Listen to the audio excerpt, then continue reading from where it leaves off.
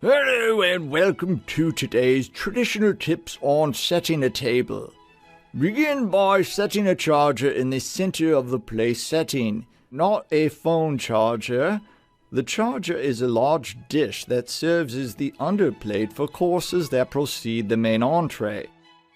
Place a dinner fork on the left and a dinner knife on the right. Notice that the knife blade is turned toward the center. This is a formal tradition dating back to when dinner guests had very sharp knives. It was polite to keep the knife blade turned away from the guest to your side. Add the salad fork outside of the dinner fork, because you'll have salad before the main course. Then, if you have a salad knife, add that outside of the dinner knife. If you are serving soup, it comes first, so the soup spoon goes outside of the knives and on the right side. You always eat with the outermost silverware first, working your way in toward the center. But only set out the silverware you need, so if you're not serving soup, don't put out a soup spoon. Now, if you're having ice cream for dessert, you'll need a spoon for that. The dessert spoon goes at the top with the handle to the right. That way you can easily move it to the appropriate spot when it's dessert time like this.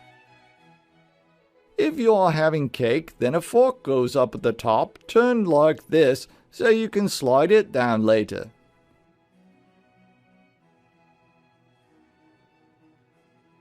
Now we add a dinner plate in the center.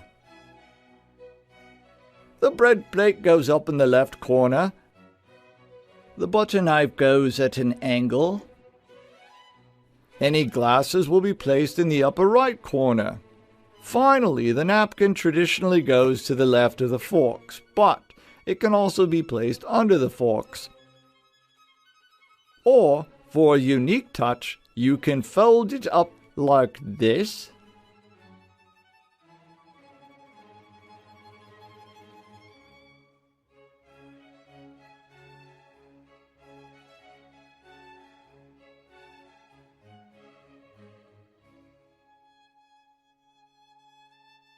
And place the napkin in the center. This looks super fancy and can clear up some table space. Finally, set out any flowers, candlesticks, or centerpiece decorations you like. And there you have it. Now all you need is a meal with that certain je ne sais quoi.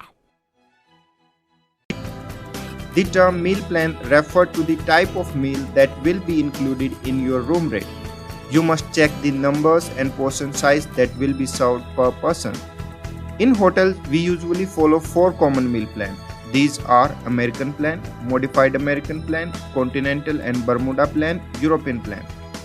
The first one is American plan. American plan means that apart from room rent, quoted hotel tariff includes all 3 meals as well, that is breakfast, lunch and dinner.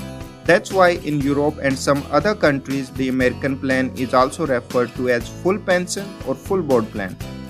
Keep in mind that most of the hotels prefer buffet system, so you don't have much choice or you are limited to a fixed menu whether you like it or not.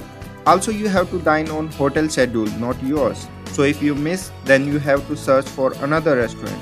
So check out carefully the menu items and other terms and conditions carefully. On the other hand, it is economical and less worrying about where your next meal is coming from. Travelers choosing a hotel in a remote location where there are not many restaurants or none at all are advised to stay at a hotel that offer an American plan. Cruise ships are one place you can always count on having an American plan, since you can't exactly take a walk around the corner if you don't like the fare. Second one is Modified American plan. The Modified American plan, sometimes abbreviated as MAP in hotel listings, means that the quoted rate includes 2 meals a day, including breakfast and either lunch or dinner. That's why in Europe and some other countries, the Modified American plan may be referred to as half pension or half board plan. In Modified American plan, these meals are provided on-site or in the hotel dining room, and most of the time a buffet is set to choose from. Same like American plan, travelers choosing a hotel in a remote location where there are not many restaurants or none at all are best served by choosing a hotel that offer at least a modified American plan. Next is Continental and Bermuda plan. Under Continental or Bermuda plan, room rent and complimentary free breakfast are included in the tariff.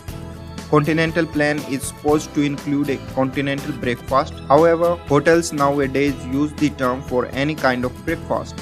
And in case you decide to have dinner and lunch at the hotel, you always have the option to pay extra. Some hotels also provide Bermuda plan, which is similar to Continental plan, but the major difference is that instead of continental breakfast, American breakfast is served. Now the question arises, what is the difference between continental and American breakfast? A continental breakfast normally consists of coffee, tea, fruit, juices, and some kind of bread like croissant, scones, muffins, etc. The continental plan breakfast does not include cooked foods such as pancakes, bacons, French toast, or eggs. The American breakfast is a more evolved option and includes more selection. Typically, this means a choice of eggs, cereals, pancakes with side dishes such as bacon or breakfast sausage, hash browns, home fries, and toasts. Options of tea, milk, coffee, juices are available. What's more, seasonally available fruits may also be presented. Next is European plan. It indicates that the quoted rate is strictly for lodging and does not include any meal. Any food provided by the hotel is billed separately. So, depending on the policy they adhere to, a hotel will offer guests the options of being on American plans with lodging and 3 meals a day, a modified American plan with lodging and 2 meals a day, a continental or Bermuda plan with lodging and 1 meal a day, or a European plan which includes room rates only. So, which one to choose from? If you are on a romantic trip where you don't want to spend time searching for food, or you have limited time, or you are traveling to such location where you don't have much choices of food, then go for AP or MAP plan. And if you are an adventure freak, explorer and want to try something new, then go for CP or EP plan.